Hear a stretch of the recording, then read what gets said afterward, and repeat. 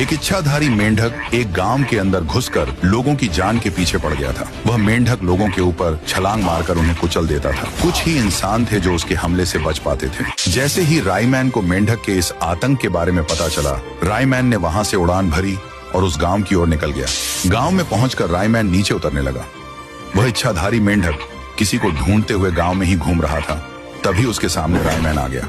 अचानक मेंढक के दो हिस्से हो गए और उसमें से उसका असली रूप निकला, मेंढराज। वह रायमैन से बोला, ऐ बच्चे, रास्ते से हट जा, मैं बच्चों को नहीं मारता, हट यहाँ से। फिर रायमैन बोला, मैं कोई बच्चा नहीं बल्कि रायमैन हूँ, मैं सबकी मदद के लिए बना हूँ, और तुम लोगों को जान से क्यों मार रहे हो, बताओ। ये सुनकर मेंढराज खुशी से कहता है, अरे तुम रायमैन हो ना, जो सबकी मदद करते हो। और फिर रोते हुए बोला, मेरा नाम मेंढराज है, मैं एक साधारण इच्छाधारी मेंढक हूँ। कल तालाब के किनारे मैं और मेरी बीवी महफिल जमा रहे थे। हम दोनों एक दूसरे से बेपनाह मोहब्बत करते थे, पर मेरी बीवी ने जिद की, अरे सुनो ना, कब तक हम इसी तालाब में फिरते रहेंगे, चलो ना जरा बाहर घूम आइए, मजा आएगा। मैंने उसे समझाया, अरे मेरी मेंढी, अब बरसात का मौसम है, बाहर निकलेंगे तो हमें सांप खा लेगा, क्यों ना हम इधर ही घूमें। पर मेरी जिद्दी बीवी मानी नहीं और जिद करने लगी, चलो ना, मेरे प्यार के लिए इतना भी नहीं कर सकते। मैं क्या कर पाता, बाहर घूमने के लिए हाँ कह दिया। वह बहुत खुश थी।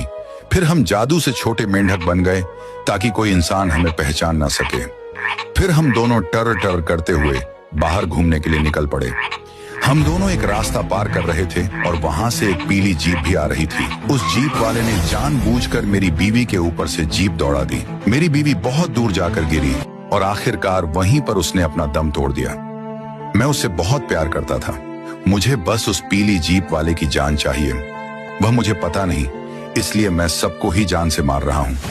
ये सुनकर रायमैन भी उदास हो गया और सोचने लगा, पीली जीप तो एक ही इंसान के पास है, वह व्हाइट 444 है।